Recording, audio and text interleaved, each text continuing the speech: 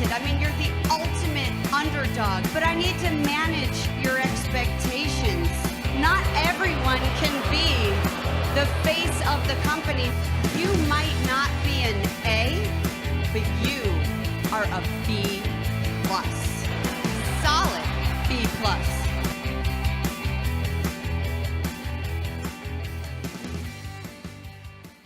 Hello and welcome to the Authority on Wrestling. We are the B plus players. This is your host Scumbag Mike with my friend Mitch Bullock. And we are back from a summer-long hiatus where we actually did kind of a lot of stuff. We went to a couple wrestling shows. Mitch saw Ring of Honor's. What was the pay-per-view that you went to? That is a good question. Was it Best in the World? It was Best in the World, I believe it was. Yeah, and then the TV taping the night after. Wow, how did you enjoy that? It was fantastic. I love all the Ring of Honor shows. They're so good. They've never been to a bad Ring of Honor show. They always provide some of the best live events that you'll ever see. Pay-per-view was great. That's where Cody Rhodes won the world title, right? It was Cody Rhodes beat Christopher Daniels in the main event. Boy. Yeah, Fallen Angel. But it was great. Everyone was freaking out for Cody. You know, it was his first major title outside of the WWE. But it was a great event. It was a lot of different people were there, and it was just fun to see. You know. Absolutely, and we went to one in McCoy Stadium where it was actually one of Ric Flair's last shows before he went into the hospital. Before he got that health scare. That was just a smaller indie show, like some of the more local guys, but they had the Steiner brothers were there. Yeah. Bobby Fish was there. He wrestled. Spirit Squad was there. Yeah, Spirit Squad was there. Yeah. It was actually one of Bobby Fish's last independent shows. Last independent show before he went to the WWE. Yeah, that's true. And then me and two of my friends went to see Northeast Wrestling up in Connecticut, I think it was, or Massachusetts. It might have been in, but it was Donovan Dijak's second to last independent show, and now he's signed with NXT. So there's a lot of big things going on there. Got to see Keith Lee, who's one of my favorite guys on the independents right now. Yeah. That was fun. Yeah. He actually had a very good match in what we're going to be talking about today, one of the qualifiers. That actually brings us to what we're going to be talking about. So for those of you who don't know, started in March, it was a World Cup tournament that What Culture Pro Wrestling did.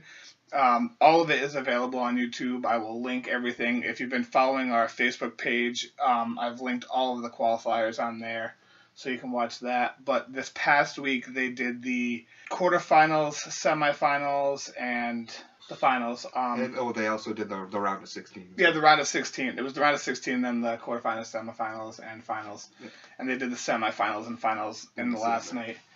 And it was an excellent tournament. Yeah. We're not going to cover the qualifiers because there was just way too many of them, but the World Cup qualifiers consisted of Scotland, Japan, US, Canada, England, Mexico, Germany, and the rest of the world, with Germany probably being the weakest of the qualifiers. They still had one or two good matches, to my recollection, but I would say England, Japan, US, Canada, and Mexico were all really strong qualifiers. I was actually really surprised by the Mexican one. That was a lot of fun.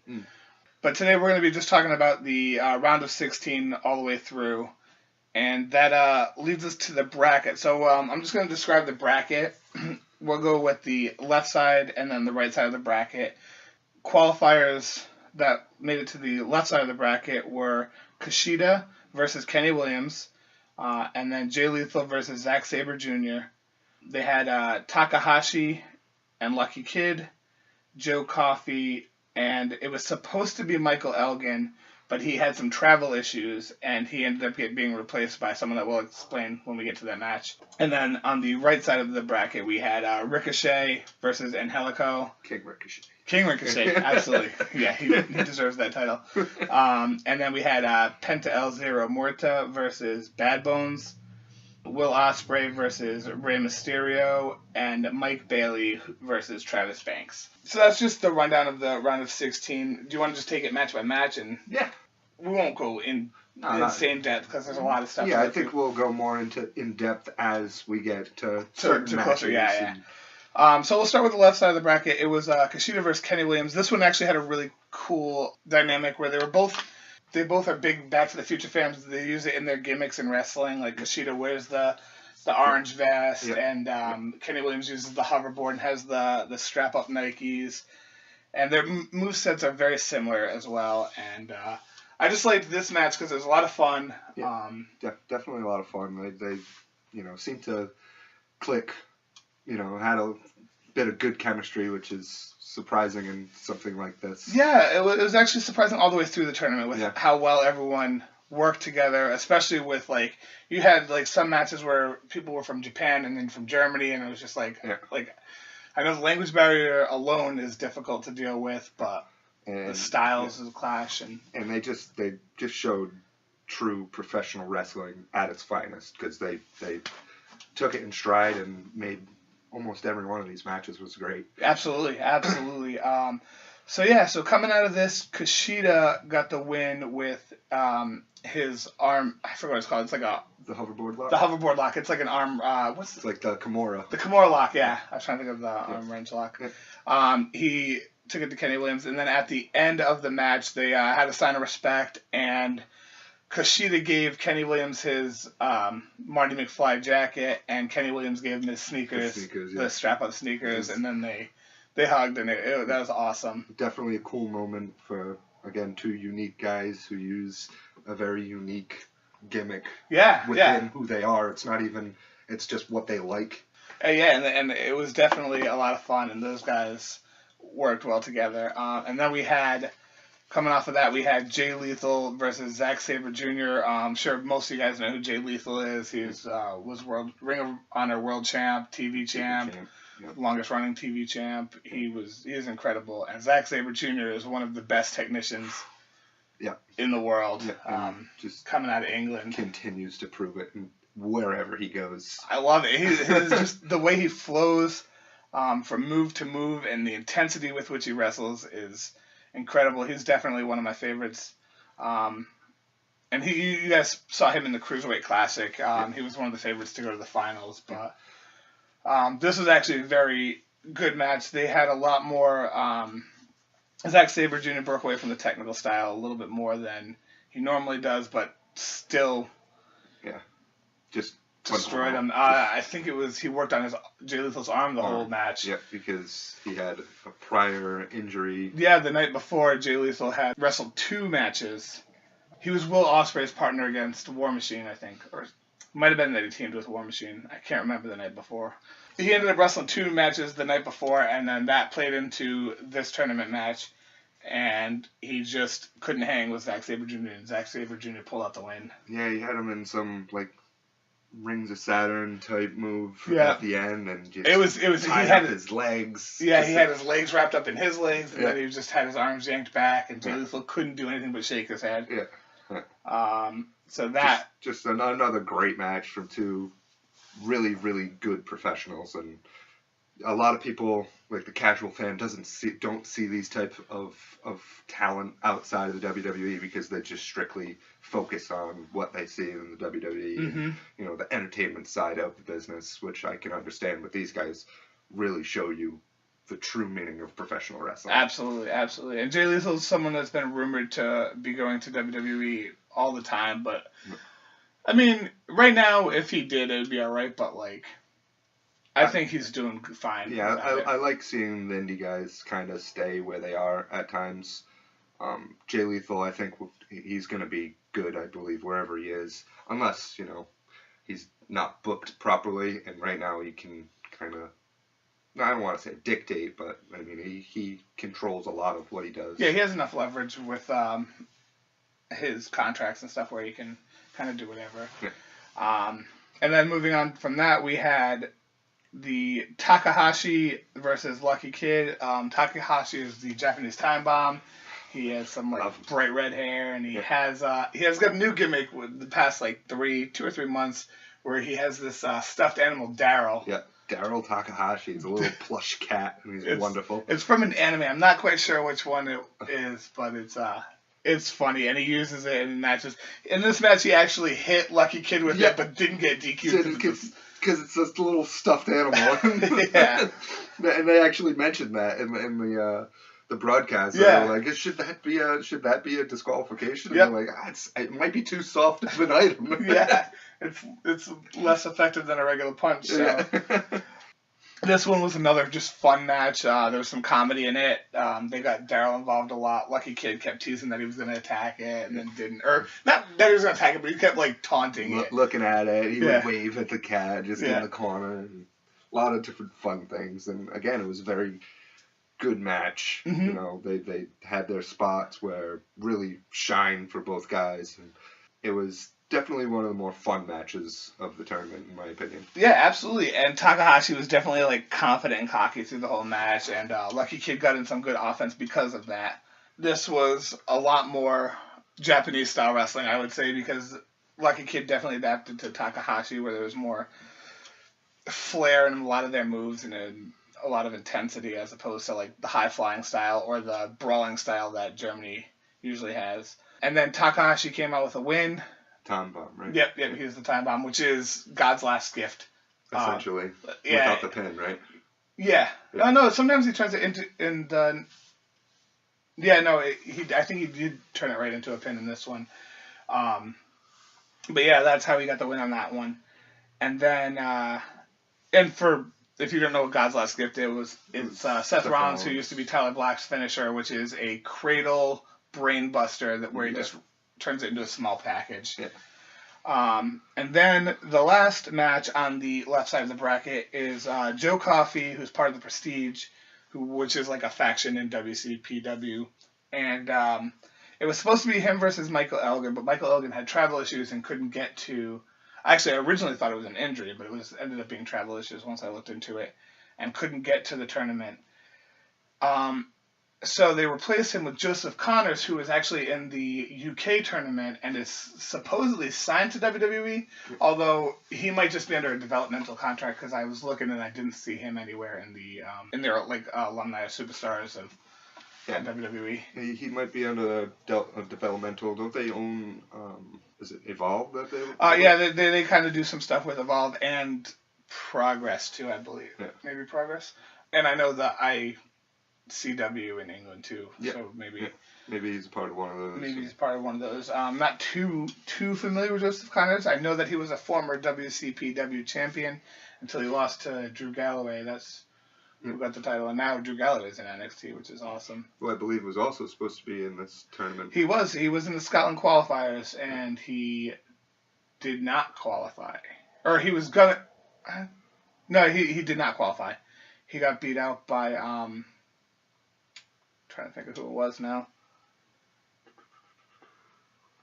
I'm trying to look at the list. It wasn't Mike Bailey. Who was the other Scotland guy? Unless they replaced him with somebody. They might have. But, so I'm not too familiar with that. But, yeah, so Michael Elgin ended up being replaced by Joseph Connors. And Joe Coffey thought he had a bye in the match.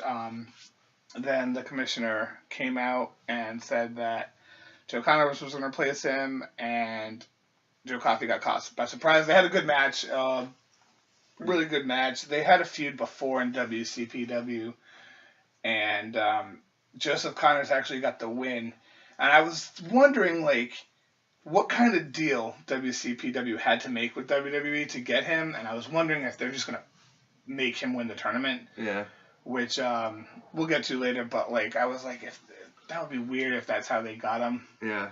Because I know WWE doesn't like their wrestlers losing to people outside of, especially if it's not in their control. Yeah. But yeah, so Joseph Connors got the win in this one. Nothing super of note to my memory about this match. No, not really. It was a good match, but it was. Yeah, no, it definitely wasn't a bad match at all. It wasn't any terrible spots, botches, anything like that. But I mean, compared to some of the other matches that we already listed, it was a good match, but it wasn't anything too remarkable. Absolutely. Do you want to take over the right side of the thing and lead the way on that? On the first match that we had was King Ricochet versus Angelico from, I believe he's Mexico. from... He's from South Africa. South Africa. Yeah.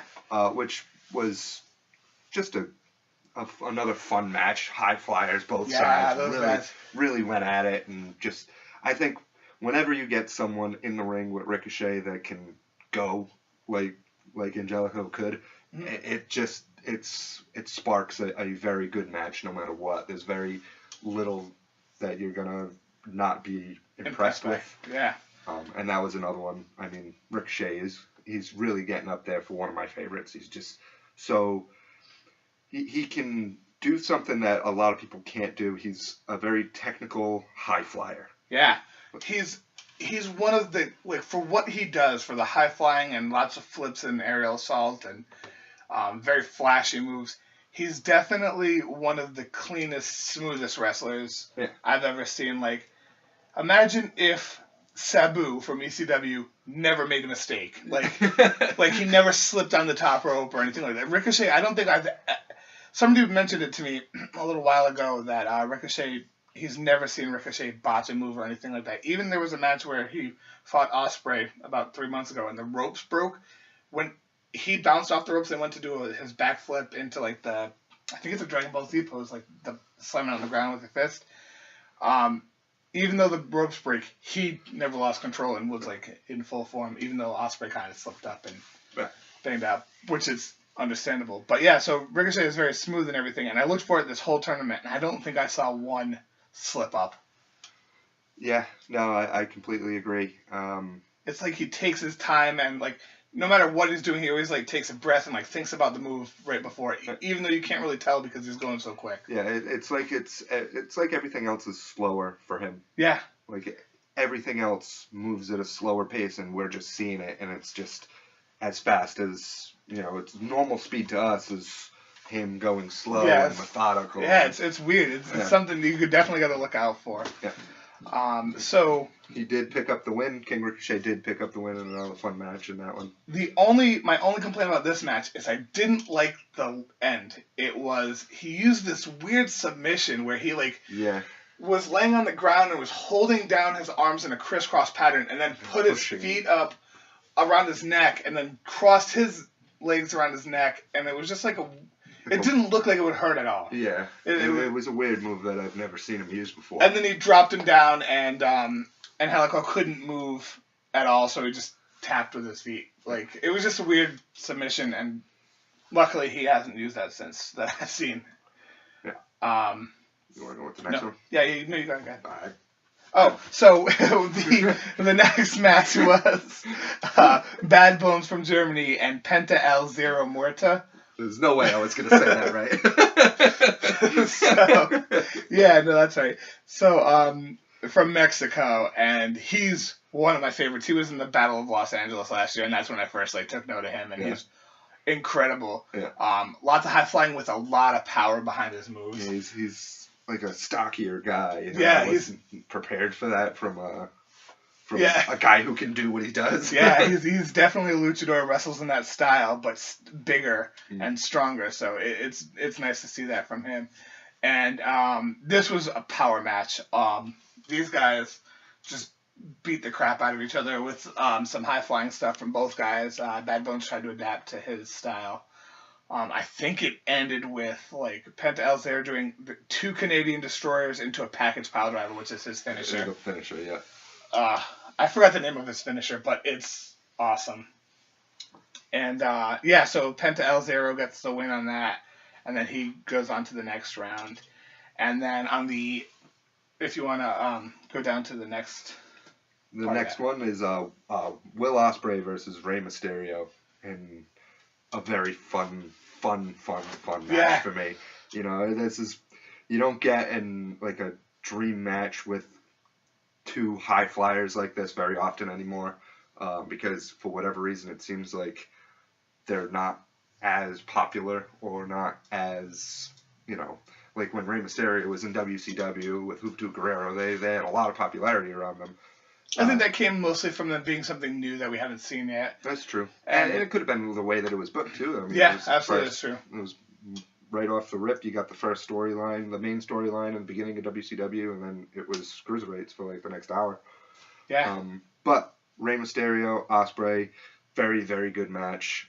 Rey still has something. Yeah, he's definitely still in the tank. He's still there. He still can do his moves. He's still very active and just really, really good. And Ospreay's another guy like Ricochet for me who just impresses me more and more every time I see him. Yeah. And just with his high flying, his energy, and just everything that he's able to do in the ring, he can really get the crowd behind him, especially it being in England. Yep. So he was, very, very, very energetic in this match and throughout the entire World Cup.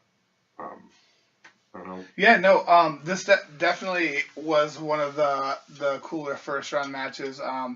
Rey Mysterio, I lost a little interest in him after he won the world title, and he's been around doing stuff, but I can't say anything bad about his in-ring ability. He's definitely able to still go. He never really lost anything. I mean, he gained a little bit of weight, but not like fat. Like, he just gained more muscle and he got a little bit bigger, but he kept up with Ospreay, which is hard to do because Ospreay is one of the fastest dudes in wrestling. He's a lot like Ricochet, but a little...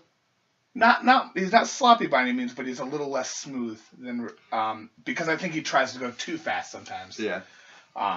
But he's an incredible. Ospreay gets the win in this, and after the match, they both grab mics and they have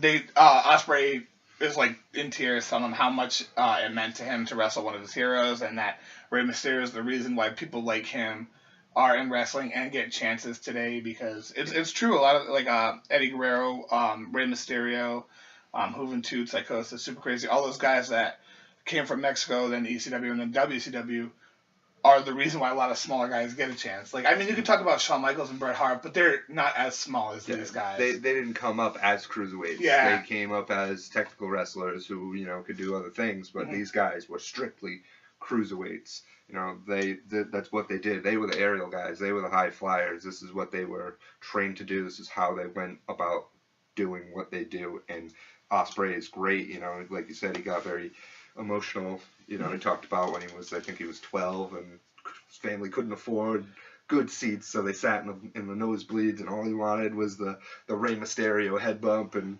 ended up getting that at the end of the match, which was pretty awesome to see. That was cool.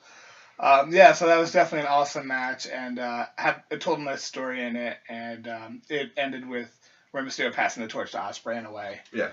Who I believe the night before at their pay-per-view stacked that they had, Rey Mysterio took the loss to Ricochet that night in just a regular match, and that was also a really good match. And then with the last of the round of 16 match, we have Travis Banks, who is from Australia or New Zealand, one of those. I got it mixed up. Versus Mike Bailey, Speedball Mike Bailey, who wrestles he doesn't wrestle in a gi, but he comes out in a gi. Looks like Steve Blackman, old school Steve Blackman. He does look like Steve Blackman if he was like a trainer for children in a dojo. Yeah, for real.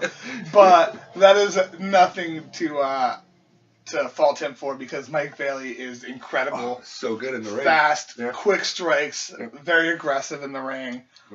This match was really good. I think it was probably one of my favorites from the first round. Maybe Jay Lethal versus Zack Sabre was my personal favorite. But it was awesome. Lots of fast-paced action. These guys left it all out there. And Mike Bailey got a surprise win over Travis Banks, because everyone thought Travis Banks was going to actually make it to the finals, because he's a WCPW mainstay. And that was kind of a surprise that they went with. Threw at you. Yeah. Keep you on your toes. And like, listen, this is how this is going to work out. Yeah, I think that was actually the opening match of this round of 16, which was a great way to start it off. Yeah. So that brings us down to the quarterfinals, and we will start off with that. But any last things about the round of 16 that you wanted to say? No. I'm going to do a personal favorite. Yeah. Of course. Yours was Bailey versus Banks. My personal favorite was Hiromu Takahashi versus Lucky Kid. I just thought it was really fun. They really interacted well together. It was just, it was something I wasn't prepared for, really, to see in that kind of a match. Yeah, and it was a lot of fun. That was one of the matches where Lucky Kid was from Germany and Takahashi was from Japan, and the language barrier, and you could tell that they were like communicating, but like it was very broken both ways. Yeah, absolutely. All right, so on the left side of the bracket now for the quarterfinals, the first match that we have is Kushida versus Zack Sabre Jr. in one of my favorite matches in this entire tournament. Yeah. Oh my goodness. I don't know if you could get any better technically in a match. It was from the opening bell where they came out and they were just reversing everything and they were just going at it.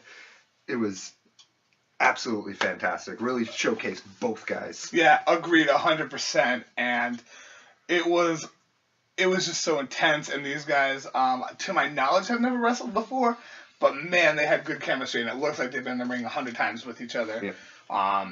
Zack Sabre Jr. was super aggressive with all of it. Like, every submission that I can remember him in that was like, you could tell he was really yanking and like really pulling and like trying to put the hurt on Kushida, and Kushida just powered through, man. It was awesome. Not yanking like Sexy Star. Yeah. Oh man, that was crazy. Yeah. So for you, those of you who don't know, what was her name? Something Star. Sexy Star. Sexy Star from Lucha Underground.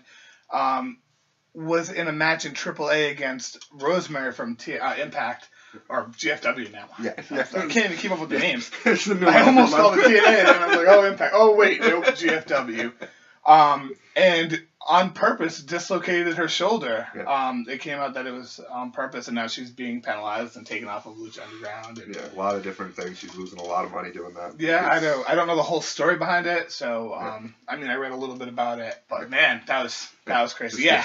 Quick little tidbit there. He said yank, and that's so not that bad, but like no, he really, was putting a little extra on it. Really selling all of his submissions. Yeah, for sure. Yeah, and Kushida did good selling of the injuries in the match too. Like he didn't just walk them off and everything. And another like upset of this match, Kushida pulled it through. Although I guess it's not really an upset because Kushida won the Best of the Super Juniors tournament, and he is their junior heavyweight champion. Yeah.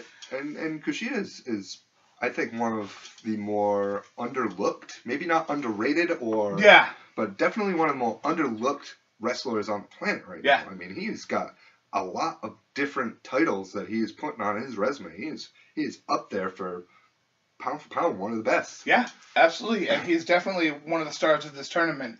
And yeah, he pulled through. I said an upset, but I think it might have just been an upset to me because I was rooting for Sabre Jr. Yeah, just because I like him. Absolutely. And I mean, I can understand that being a little bit of an upset there. Yeah. So no, that was definitely awesome and a lot of fun. And that match was, I agree, it was definitely one of the better ones. There was no bad matches. There was just matches that were better than the others. Yeah, and somehow it seemed like as you got closer and closer to the finals, including the finals, they just kept getting better somehow. Yeah. So with that being said, Kushida got the win, moves on to the semifinals, and then on the left side of the bracket we have Takahashi versus Joseph Connors in another awesome match. Very good. Very good match. Takahashi definitely wasn't as confident in this match. One of the problems I do have with Takahashi is I feel like he's not great at selling. Like I feel like to an extent, after he takes a minute or so after something, he forgets that he took what he took, and he kind of just keeps rolling with the punches. Not terrible. It's not like the worst. I've seen far worse. Yeah. But if you're gonna have to criticize him in any way, if I had to criticize him in any way, it would be that. And Joseph Connors is definitely awesome. What was his finisher? I couldn't remember what his finisher was. Was it the DDT? Yeah, he puts him in a kind of like a bear hug, I would assume. Yeah, he's got him in a guillotine and then just drops him. Yeah, that's what it was. So he hits Takahashi with that and gets the win. That's not what happened. Oh no, he didn't. No, I'm sorry. Go ahead. I'll let this take. I completely forgot. No, he did not do that to win this match. Actually, Takahashi kept getting a lot of close calls in this match. He was really working over Joseph Connors, who was the opposite of Takahashi. He was selling everything. Yeah, he was very, very, very well. Yeah. Takahashi was getting very frustrated went for a figure four for, I think, a second or a third time in the match, and ended up getting rolled up really quick for the 3 count. Yeah, because he went for the figure four, and then I think Connors got to the ropes, and then he was jumping around. He was like stomping, like he was angry, jumping around, and then that's when Connors like just sat up and rolled him up, I thought. But yeah, man, you're right. I said he hit his finisher, but he didn't. He hit the finisher in the first round against Coffey. Yeah, and then he just got the roll-up pin on Takahashi. Yeah. And Takahashi couldn't believe it, and in the corner, still selling the entire match, was Joseph Connors. Did very well, in my opinion, in that match. Yeah, definitely did. Again, another great match. Another, maybe not better, obviously not better than Kushida and Zack Sabre Jr., but still, again, a very good match. Absolutely. And then going on to the right side, we had Ricochet versus Penta El Zero Muerta, and that match was awesome as well. That was another high-flying powerhouse match. Yeah, it was both. It really had both. It had power, and it had a lot of different high-flying ability, but just very, very, very, very powerful in the moves that they had. Yeah, Penta El Zero is really good with that. Everything he does looks devastating. And he's the high flyer with the weight behind him, so it just makes it look a little bit more. And Ricochet, so like I said before, just so smooth with everything he does. I feel like everything we're going to say has been said before, and we'll probably be said again as we go on through with the rest of the tournament. But it's just another high-quality match where if you guys think that people are one-trick ponies, like, look at this match. These guys do everything. And they make it look so good. Yep. At one point, Penta El Zero hit that package pile driver that he had on the apron. Yep. Oh, it looked like Ricochet was dead. Yeah. He was dead. That was it. I just watched someone get murdered on television. Yeah. So, and I think this is the one where Penta El Zero hit a Canadian Destroyer, and then Ricochet rolled right out of the ring, and then did a springboard Canadian Destroyer to him, and then they were both just down. Dead. Yeah. That was cool. Penta El Zero hit his package power driver was called the Fear Factor. He hit that twice in this match, I believe. But once on the apron, and then where they rolled out, and then once on the inside, if I'm not mistaken. I think he did, but I think Ricochet rolled out immediately. Yeah, he rolled to the outside of the ring. Using his ring awareness. And then Ricochet got the win with I think he hit his he didn't hit his finisher. No, this was a weird finish. I don't remember how this one ended. This was he had Ricochet in a submission. He had him in a surfboard where and then he brought him down on his head, and actually both guys' shoulders were down. And the ref counted 1, and then Ricochet 2. popped out. Ricochet kicked out, but Penta El Zero didn't because he didn't think he was getting pinned, and it was hit for the 3. I knew there was 2 matches in the quarterfinals that had weird endings, and it was the Takahashi one and that one, and the Penta El Zero one was definitely because they were both there, and Ricochet just got one shoulder up right at 2. Yeah. It was definitely awesome. Yeah, but the match itself was so good. So Yeah. good, it was cool. This tournament did a lot of different things, and I really liked how they didn't always win the same way. Yeah. Everyone won a different way, and it was very, very fun to see because it kept you on your toes. Yeah. Professional wrestling to an extent has gotten to the point where you're seeing signature move, finisher, over. Yeah. And this was, we had roll-ups, we had a submission that turned into a pin, we had a bunch of other different, we had submissions that we've never seen before from guys, we had, moves that we've never seen before from guys that ended up winning. It was just a very, very, very, very unique, fun tournament. Yeah, absolutely. It was incredible. Just every match was so good. And then moving on to probably my favorite match of the quarterfinals, it's a toss-up. There's 3 matches that I would throw in, but this might have been one of my favorite matches from the whole tournament. Yeah. It was Will Ospreay versus Mike Bailey, and this one came as a surprise to me because I had seen Mike Bailey in the quarterfinals, but I wasn't too familiar with him. Ospreay I knew could go, but these guys, man, it was just so fast, so hard hitting. Everything they did was just So clean. Yeah, they took it to another level. Yeah, so many near falls in this Yep. match. Yeah, just the strikes that they both did, the moves that they could do from the top, from the apron. Didn't matter where they were; they could just be running. Yeah. You know, and it was just, again, really fun match to watch. This match had so many highlights that I can't even like pick them out because everything was so good. Yeah. They had so many like spinning kicks and like Yeah. Mike Bailey's kicks are really good and like striking. He wrestles with no shoes. He wrestles with like The padded like boot thing. Yeah. Like, but it's really cool. These guys just went 100 miles an hour the whole way through. Yeah. It was fun. It was one of, because I watched them out of order. I watched them on YouTube. And, Yeah. You know, but I mean, this was one of the first ones that I watched for the quarterfinals, and it set the tone. That's for sure. Yeah. It definitely set the tone for the rest of them, and you know they were all good. All of these quarterfinal matches were great. Yeah. Kushida versus Sabre Jr. is one of my top picks for match of the tournament, but at the same time, this Ospreay Bailey match, Ospreay Bailey. it's right up there as well. You know, Yeah. it's just so good and on so many levels, and again, just really brings me back to why I love professional wrestling. Yeah. You know, it's everything. Absolutely. And like I said, I'll make sure to post these on our Facebook page, but it's just incredible. So Ospreay got the win in a well-fought battle. Yeah.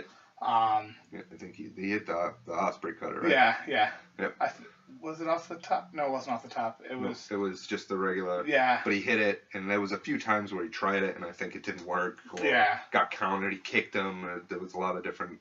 And the aspects Ospreay to it. cutter, for those of you who don't know, is a springboard cutter. So it's like the RKO, but he usually bounces off the ropes.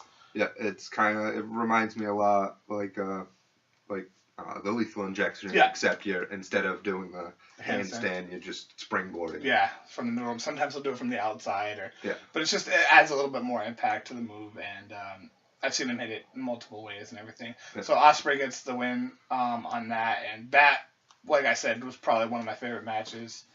So that brings us to the semifinals. And man, like every match from this point on, like not that any other ones weren't, but these were all incredible. Top notch. Top notch. Like it was cool to see everybody. So we have Kushida versus Joseph Connors. And what I actually thought this is where I thought that like Joseph Connors was just gonna win the tournament because he was from WWE, and I thought that's what WWE would have wanted. But these guys, man, they brought it all. Yep. And again, another just testament to what these guys can do. And like you said earlier, not a lot of these guys have wrestled each other before. Yeah. So Yeah, to like- put on some of these matches that they did was, it's to say, like, there's something to say about that. There was no practice really. yeah, there's no like practice. There's no way to like go over these matches over and over, and it just speaks for the character of each guy and how well wrestlers they are, and how well trained they are, and what they can really do with their talents. Yeah. And this was another match where Kushida was just beaten. I think Kushida had the majority of the match in his favor, if I'm not mistaken. There were so many matches. I'm getting them all confused. Yeah. But Connors definitely left it out there, and he surprisingly took the loss in this one. Yeah. He did have his moments where he was working on, I believe, the ribs of Yeah. Kushida in the corner, really wrenching back on the post and, really coming at Kushida with a lot of different attacks towards his ribs. Mm-hmm. But like you said, Kushida did pull out the win in this one. I believe he used The hoverboard lock. hoverboard? Yep. Because he had him in the hoverboard lock, and Connors almost got the ropes, and then he rolled him back, and then he did it like 3 times, rolled him back to the middle of the ring. Yeah. And then Connors just tapped. It was to the point where the fans almost thought he wasn't going to tap because I think it was referee stoppage, actually. Oh, really? I think that's what it was, because he might have passed out. And I'm pretty sure it was referee stoppage, now that I think back on it, because the fans got real quiet, and then they the ref like rang the bell and the fans lost their minds Yeah. that Kushida won. But yeah, just incredible. And it was really nice of WWE let Joseph Connors go and wrestle in a tournament like this Yep. when they didn't have to. Nope. But it was a lot of fun, and as a surprise entrance in the tournament, he won two of his matches. Yeah. Which definitely said a lot for him. Yeah, So, yeah. And I think he'll do good in NXT. Yeah, I think once he starts getting his, I think a lot of the UK guys that they have will do very, very well, especially in NXT, where it seems to be booked a little differently. Yeah. But they will have their moment in the WWE, I believe. Yeah. One way or another, anyway. Absolutely. And then a match that, if you're a big indie fan, has seen probably 5-6 times. Yeah. These guys, Ricochet versus Ospreay, they have had some of the best matches. Some people say that they ruin the sport with what they do because it's more show sometimes. Acrobatic and flash than substance, but this match actually was a lot different. Yeah. I mean, it still had a lot of flash in it, but they were doing a far better job of adding some substance to their moves, and this match started out before they even got out of their ring. Like, as soon as Ospreay entered, I think Ricochet was in there first, Ospreay entered in, and hit him, went right for his finisher away before the bell even rang, the lights were still out. Still had it, just counter on counter on counter. Yeah. It was a lot of fun to just come out and, they've wasted no time. Yeah, literally. No time. Like, as soon as Ospreay slid into the ring, he went for the Ospreay cutter. Ricochet went for his finisher. I forgot what it's called, but it's like a go to sleep, but a roundhouse kick. Yeah. Instead of the knee. And these guys, watch any of their matches. They're so good. There's nothing I'm going to say that we haven't already said, but like it was so clean, so technical. Ricochet hit a brainbuster onto the entranceway at one point and just slowly walked back to the ring. Ricochet had control 90% of this match. Ospreay got in some awesome offense, but like he was getting beat.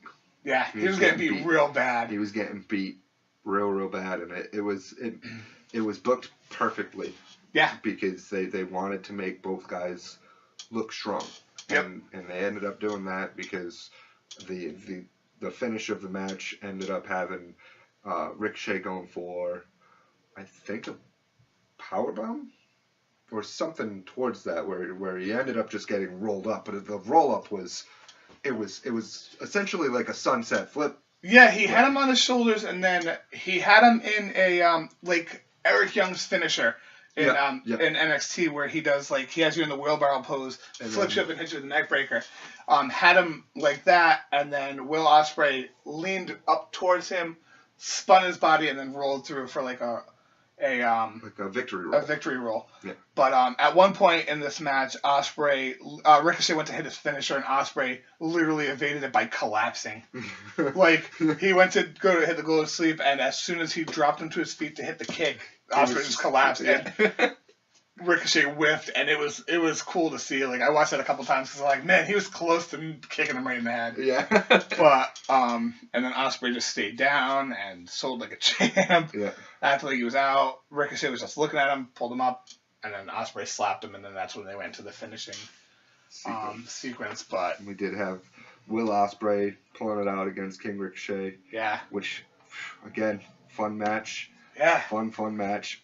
Just again, it was another one of those that you could put as an argument as it was the best match in the tournament. Absolutely.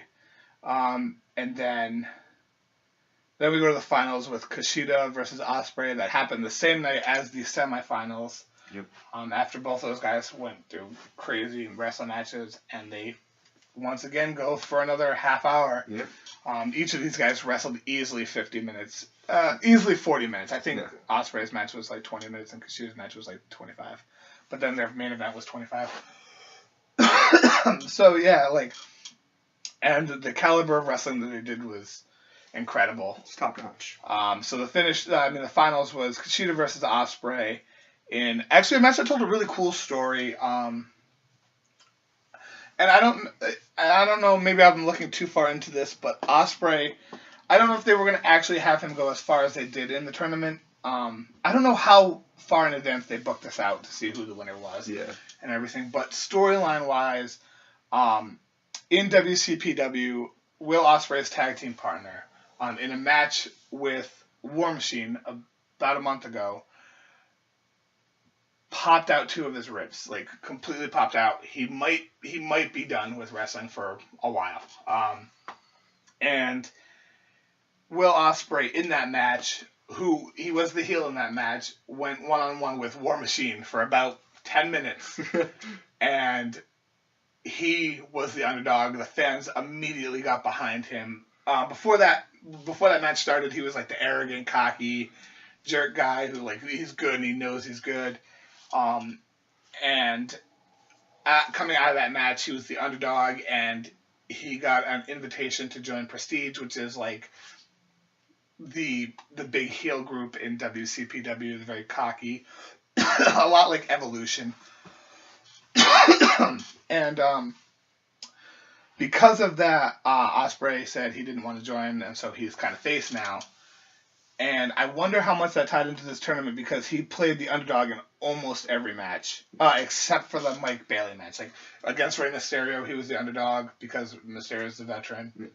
Against Mike Bailey, I think he had the advantage. And then against Ricochet, because Ricochet was demolishing him almost the whole match. Yeah. And so Ospreay went into this finals, and I think, like, that was the story they were trying to tell, that he was the underdog against Kushida. And he definitely played it up. He was very, very good. He was absolutely what you want in a face. Really, really got the crowd behind him. Sold very well, but also had his offense, and he has his moments, and he gets into that mode where the adrenaline starts pumping for him, and he starts flowing, and he starts doing all of his high aerial attacks, and it's just move after move. So much fun to watch. Nice to watch. So much fun to watch. The ending of this match, well, not the whole ending, but like about 8 minutes left of the match, Will Ospreay's real life fiance got involved in the match and went to hit Kushida with the belt. Which this was the first match in the whole tournament that had like a weird, like an outside interference type. Yeah, the referee got knocked down, and as soon as that happened, I was like, "Oh, this is gonna get weird." Yeah. And then Will Ospreay, his wife Kate, went to come in and hit him with the belt, and then went to give him the belt, and he was just like, "No." Yeah. They escorted out of the ring, and then Kushida drop kicked his arm, which he had been working on earlier in the match, to go for the hoverboard lock, and I thought that's how the match was gonna end. Yeah. And I was like, oh, "What a crap way to like end such a good tournament," but it didn't. It went on for another 8 minutes in a very clean, well thought. I was very happy that didn't end like that. Yeah, they both put on a hell of a match. At one point they had Ospreay jump into the stands. Yeah. To go get Kushida. That was pretty crazy. With a frog splash cross body that took out like a row of people. Yeah, a few people. It was, but it was a lot of fun. It would have been a shame to have it end like that. Yeah. And I think they realized that. They kind of went with it a little bit to try and push a little bit of a storyline, like, hey, no, he's a face. Yeah. Like that's why I was wondering how much of the storyline played into this, and because like in a lot of his other matches, she has gotten involved, and that's how he has won a lot of his matches and stuff like that. So, but so Kushida ended up getting the win. Yeah, he used the God's Last Gift. Yeah. I forget what he calls it though. I don't want to say the time bomb, but that's not what it is. It's not the. Yeah. The Future Shock. Not the Future Shock. That's not it either. No. The Future Shock is. That was. Oh, it might be the Future Shock, because I was thinking the Future Shock was the Adam Cole and Kyle O'Reilly. But yeah, so he hit him with that and gets the win, and a well-deserved victory, and Kushida came through. He won the Best of the Super Juniors this year. He won the World Cup this year, and he definitely, like... Back to the Future. Back to the... Well, of course. We thought way too much about that. Yeah. And then they present him with the trophy. Will Ospreay gives him a hug. No, Kushida goes to bow to Will Ospreay, and then they shake hands. They give him a hug. Will Ospreay's fiance, who's a wrestler, I can't think of her name right now. She comes into the ring and goes to apologize. Yeah, she was like, I saw what you were gonna do. Yeah, he was like, should I put her in the hover lock? Yeah. And then the crowd was like, no, yeah, and they shook hands. And then Will Ospreay presented him with the trophy. Yeah, it was definitely good. And if they wanted to do, like, especially, that was, I think, solidifying him as a face for Will Ospreay. Yeah. Because if they really wanted him to be a heel, he would have just hit him with the trophy and then took off with it. Yep, absolutely. So this whole tournament was incredible. And if you had to pick, we'll say top three. Top three matches. Of the whole round of 16 down. All right, in no specific order? Yeah, no specific, because it's hard to rank them. Ospreay, Bayley, absolutely fantastic. Kushida, Zack Sabre Jr. And I really, really, really enjoyed Kushida versus Ospreay, the main event, the finals. I really thought it was a great match. And I thought they brought it. Especially after having a 20-25 minute match earlier in the night. Yeah. They looked like they were ready to go another 50-55 minutes if they were incredible. So I would definitely pick. You said Ospreay Bayley. I would pick that. Actually, I'm gonna try to just be different. Ricochet Penta El Zero I really liked. The finals absolutely, like, that was probably one of the best ones. And I'll go. Actually, one of my favorite matches from the round of 16 was Jay Lethal versus Zack Sabre Jr. I really like that. Yeah. I think it might have been mostly because I knew the guys really, really well. Yeah. And I just liked the story that they told with Jay Lethal being hurt. I really enjoyed just how smooth Zack Sabre Jr. was when Jay Lethal went for the lethal injection and he turned it into an armbar in midair. That's another thing. Kushida multiple times in this tournament, when somebody would go to do a move off the middle rope, would catch them in an armbar by springboarding. Yeah. He did it, like, I want to say once a match. Yeah. But that just seemed a really cool thing. Really utilized his submission game, which a lot of people don't really necessarily utilize well anymore, especially the way it's presented with the submission, because you don't know, is he going to tap? Is this going to be the time he taps? Yeah. They did it a lot in this where he got, the opponent would get to the ropes, but then, there were also times where he would roll back into the middle of the ring, and then you knew it was, the time was coming. I personally, I love submissions. I think it's a lot of fun. Yeah. There's a lot that they can use, and for whatever reason, there's not enough heels that use submissions. I think that would be beneficial to a lot of different heels to really wrench in the fact that they're bad guys. I made you tap out. Exactly. I agree 100%. Do you have an MVP of the whole thing? I know it's hard to pick one person, but an MVP of the whole tournament, or somebody maybe. Let's not do MVP. Let's do somebody that you didn't know that much about, but surprised you. Even if you did know a little bit, just they stuck out more to you. It's probably Mike Bailey. I had no knowledge of Mike Bailey prior, and he put on some really good matches that I watched. Even in the finals, he had a pretty decent match against. Who did he fight? In the finals? The finals. He was in one of the matches beforehand. Just I completely forgot what we had. It was a decent match. I think he actually. Oh, that's something we didn't mention. There was we didn't cover them, but they had other matches in the finals. They had other matches. They had non-tournament matches. Yeah, non-tournament matches. They had Zack Sabre Jr. versus Alex Gracie, who is from the Gracie UFC family, and that was a really good match too. And that was for the Internet Championship #1 contender spot. Yeah, #1 contender spot, and then they had a world title match with Joe Hendry and Jack Swagger. Yeah. But yeah, so which is funny because he still does the We the People thing. Yeah. I thought that the WWE probably was like.